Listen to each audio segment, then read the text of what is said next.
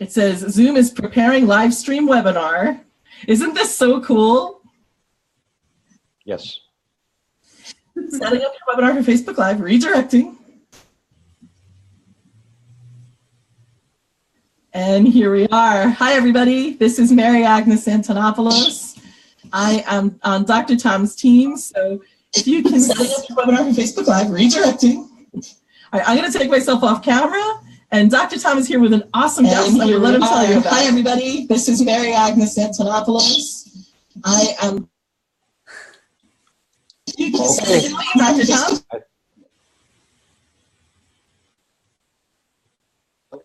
Echo there,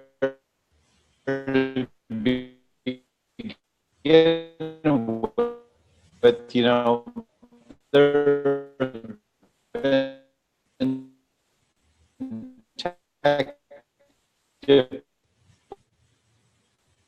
Dr. Tom, I'm having a hard time getting you.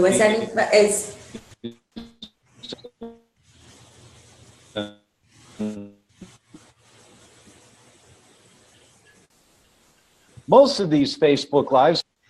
Dr. Tom, you're a go. I'm going to mute and take myself off camera, but you're definitely live, so take it away. Okay, so we'll try again. Somehow I got disconnected there. I didn't touch anything. So I'll start over. Hello, everyone. Thanks for joining us. And my staff has asked me if I'd be interested in introducing you to a wonderful doctor. And I thought, oh, that's interesting. I thought these Facebook Live things were solo things, but I said, sure, why not? Let's do something different. So I'm going to introduce you to Dr. Mary Clifton. And I've just seen her biography for the first time. I've heard of her before and of her work, and it's really remarkable. And we're going to get into a little discussion about what she does and how she does it. But I've got to say, you know, as I was reading the official bio that I'm supposed to introduce her to, the first paragraph is really great. She's an internal medicine doctor with a special interest in innovation in healthcare delivery and patient empowerment. So she's all about empowering you to be successful in what you're wanting to do to get healthier. I believe, whatever it is, and we're going to hear more about that. But the second paragraph really caught me, and I thought, uh-oh, we got a problem here. She's an alumni board member at Michigan State University's medical school, and she did her residency training at Michigan State, and I'm from the University of Michigan. So this is a problem, and we're going to try and get past the rivalry that is so embedded, and I'm just joking. Well, you know, Tom, both of my girls are Wolverines. My older daughter is a Wolverine, but she went to Michigan State Medical School, and younger one is starting at U of M in the fall. So I've got a divided house. Oh, that's smart. That brings you into the fold. That's right. You're in the fold, and you're actually bridging the gap. Okay. Yes. And you're bridging the gap is what I understand you do in healthcare, is that you bridge the gap for people who are trying to be healthy, and how do they do this? So if you would, tell us a little about what your focus is and this event that you're going to be putting on, what your focus is there. Yeah, I love disruptive things in healthcare. I love creating situations where people take back their health and where they regain control of their health, possibly even through alternative means. And I spent the first 15, 20 years as an internist just being the intermediary between the pharmaceutical company and the patient and prescribing the right medication for the right disease. And then increasingly saw, you know, through my own life and through the lives of some of my patients, what kind of transformations could occur just by following a healthy lifestyle.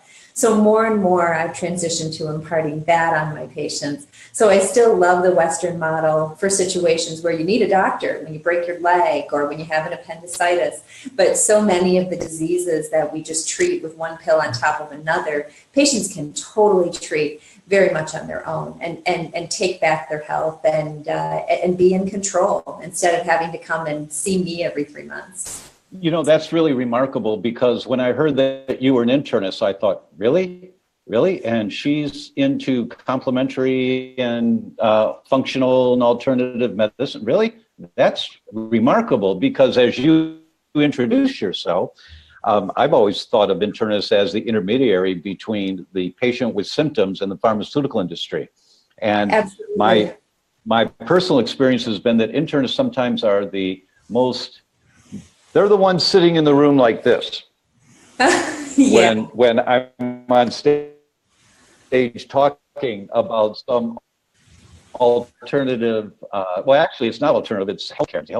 So it's really remarkable that you went through this transformation. And I commend you for that. That's a big deal, because I know that you've got to go against your peers, that there'd be a lot of feedback, a lot of kickback that you would have to endure, and just say, you know what, it's too important.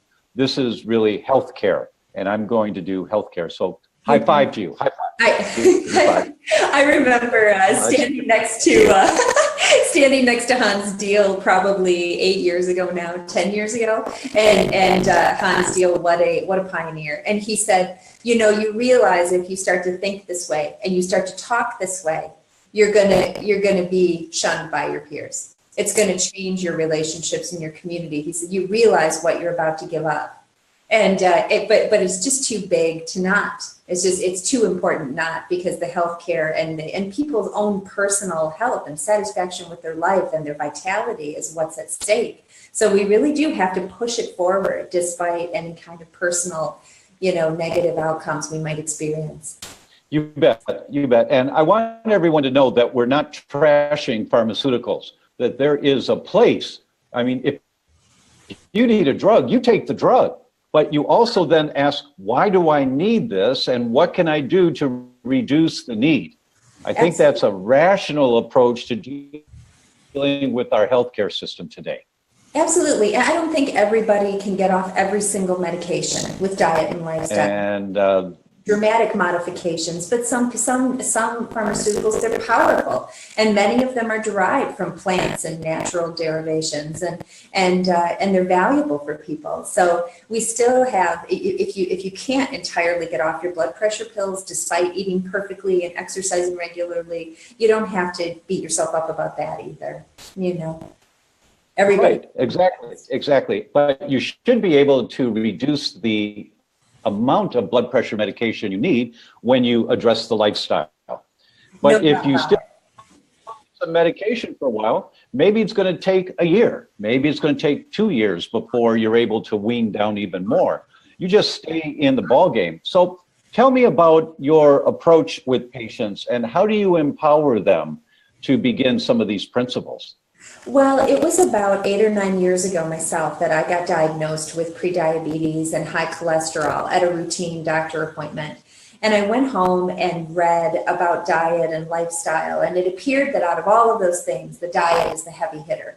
So I circled back to diet and became a very aggressive, staunch vegan, because that seemed to be the answer to managing these symptoms. And it did. It worked very, very well for controlling both of those problems for me. And after doing that for several years, I just had to release some of that. I don't think that anything has to be very, very staunch and completely 100% all the time. And in fact, I think that almost ruins the fun. The population-based data would argue that 90% is as good as 100% in any of these interventions. So I think initially I was possibly limiting my own healing and limiting healing of my patients by not talking about intimacy and exercise and stress reduction and meditation and all the other components to being healthy. So my new programs are moving away from adopting a strictly vegan diet and promoting that to moving to a plant-based model and incorporating all of these other factors into health and wellness. That sounds marvelous, and I'd like to comment on that. Before I do, I want to comment on something you said, that 90% is good enough, and I would agree with that the vast majority of the time. I personally would love to have much longer discussions with you on if you have elevated antibodies to a food, that if your immune system says you got a problem with that food, and many of our followers and our listeners know that if you have elevated antibodies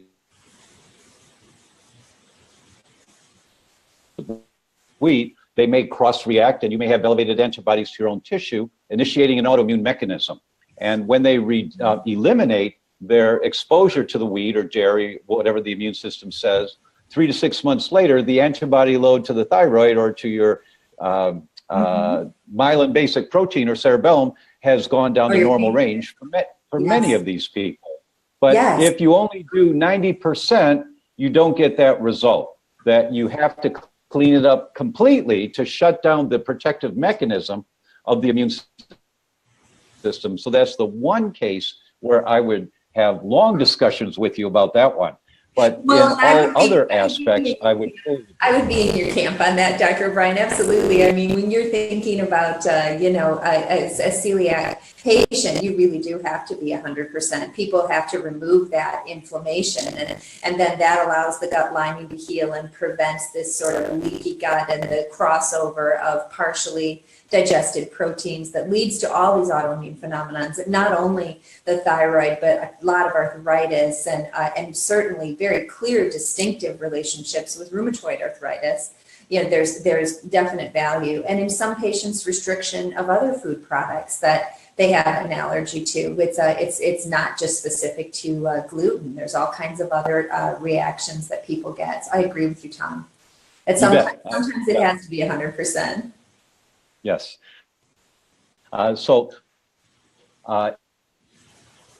In general, you know, I live a pretty clean life, but to people such as, you know, I travel a lot, and I might do a couple of bags of. Oh, you're breaking up so much. I'm having a hard time understanding. At the airport, but you don't want to do things that are going to. And so for those foods that you might have, is breaking up there? Just a little bit. I think you were saying when you were away that you eat a couple of eggs sometimes, or. There are some food, you know, that I'm not perfect all the time, and I don't think people need to be. They have to be conscious of their choices, and when your target is to reduce antibody loads, you can't throw any gasoline on the fire for a while until you get that antibody load down.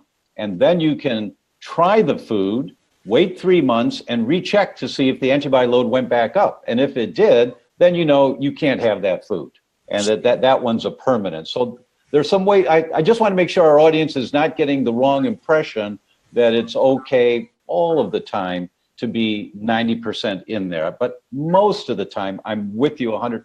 I'm with you 100% that 90% is okay most of the time. Well, I think it depends too on if you're dealing with a food intolerance, like a serious food sensitivity, or if you're just trying to optimize your health. So for purposes of optimizing your health, I really want to avoid bakery. It's white flour, it's lard, it's just, I don't want that in my body. So, but you know, if I go to your kid's birthday party and you serve me a piece of cake, I'm going to eat the cake. I'm going to eat the cake. But I'm not going to eat the cake every day like it's Easter Sunday. I'm going to eat the cake at your kid's birthday party. And I appreciate the invitation, and I love being engaged in your community with you. So that's what I mean about 90-10. You don't have to drive this to the point that it becomes frustrating to have a relationship with you, and all the people around you get frustrated with you, you know. Sure. Unless there's a food sensitivity, then people need to honor you, because if you have a peanut allergy, we can't say it's just a little peanut. Just you'll be fine.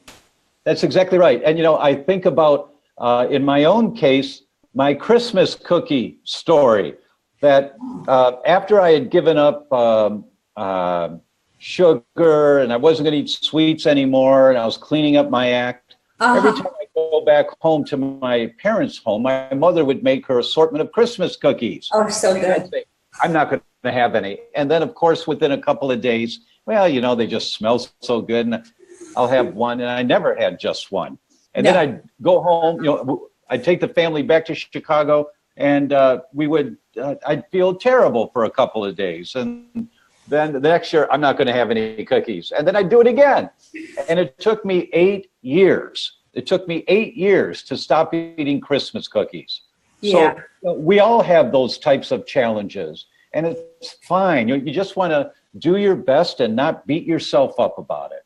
For me, it was the barbecued ribs. I just love barbecued ribs, and there's nothing good about a barbecued rib except every single thing. The way you eat them, and oh, they're so good. And so I went through that same misery. I used to have barbecued ribs a couple times a month, and then when I dropped all of my meat products at first, it was horrible to live without them. It was horrible. And it took me a good 2 years, but I don't know if that was a food intolerance as much as it was just an addiction. It was just taking the cigarettes out, and making me live without cigarettes. And then I had to miss them for a long time until I could live without them. Now I can, and I'm sure you can, if you want, you could have a cookie. It'd be good enough. It's one delightful treat, even if you decide that you want it. I can't think of the last time I've gotten into barbecue. Well, right. I can't think of, I don't know the last time I had Christmas cookies. It's been a long time since I've had Christmas cookies. But I bring that up because it took me 8 years, and I would be clean most of the time and really doing my best.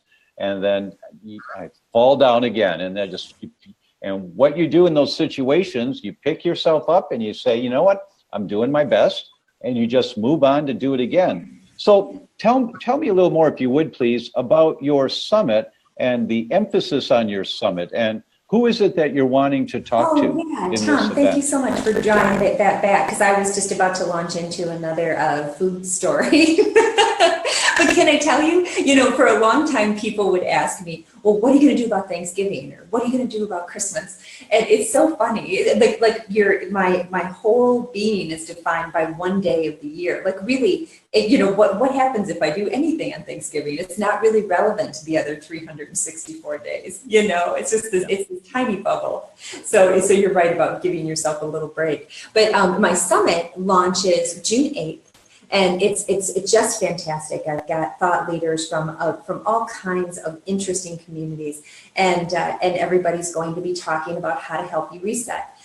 For women, for women my age and older that are in a transition in life already. The kids are moving out.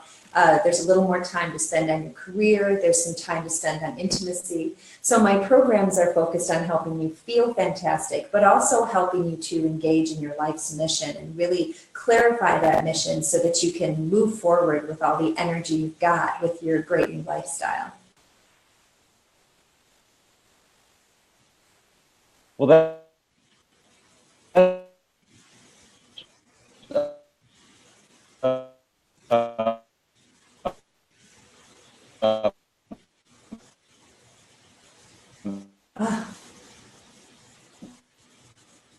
very valuable, and if someone picks up one and it really works for them, it's worth the whole summit. Because have I been locked out here again? Did I freeze? Sad, but that's okay. Okay, well, it looked like it froze, so I'll just say that again. If there is just one idea out of the hundreds of ideas that'll come across in your summit, if there's one that a person for themselves, they can grasp it, embrace it, apply it, it's going to change their life, going to completely change their life. So, and that's what we're really trying to do, because I think you sit through like an hour-long talk and you don't really get to hear exactly that one idea. You hear a whole bunch of great ideas, but you don't really get like the key idea. So what we're doing is doing nice long interviews with people and then pulling out the very best idea for that, 8 to 10 minutes for you, because everybody's busy. And we just want to give you the what you really need to hear. And then if that person resonates with you, like really resonates with you, you can circle back and spend an hour talking with me, listening to us talk. And the interviews have been super high energy, really fun all the way through. So if somebody you love, you can circle back. And if you don't have to sit through an hour and try to pick out a pearl. The pearls are just going to be dropping. So. Well, that's a great idea. I've not heard of anyone that's done that before. Well, I think it's more aligned with a TEDx talk, like more of a... To attend the summit. Yeah. Well, that's great. So for everyone that's listening, here, everyone that's thinking about, I could pick up a tip or two. I could use another tool in my chest to apply to get healthier. I'd suggest that you look at the link that'll be below that you'll be able to click on and check out this summit. I think you'll be very happy that you did. So Dr. Clifton, I'd like to say thanks so very much for taking the time to be here. And it's really a pleasure to meet you. And I now have a new friend who's both an internist and from Michigan State. So my repertoire is expanding. Right. Am I your first Spartan friend? You are my first Spartan internist friend. Yes. So thank you so much. Oh, you're welcome, Dr. Tom. Have a great night. Thank you. Bye. Bye-bye.